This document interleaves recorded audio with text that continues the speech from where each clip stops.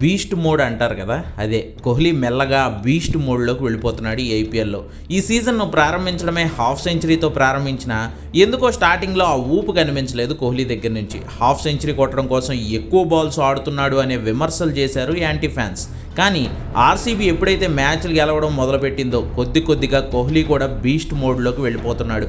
నిన్న రాజస్థాన్ మీద అయితే పూనకాలు వచ్చినట్లు ఆడాడు. ఏమన్నా షాట్స్ అవి, ప్రత్యేకించి ఆ ఫ్లిక్ షాట్తో సిక్సర్ కొట్టిన తీరుంది మాస్టారు, సూపర్, అంతే ప్యూర్ క్లాస్.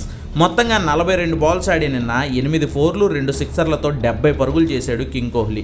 పడిక్కల్తో కలిసి స్కోర్ బోర్డును పరుగులు పెట్టించిన విరాట్ రాజస్థాన్కు 206 పరుగుల భారీ టార్గెట్ ఇచ్చేలా చేశాడు.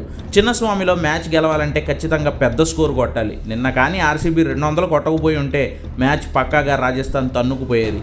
అందుకే కోహ్లీ దూకుడుగా ఆడాడు నిన్న.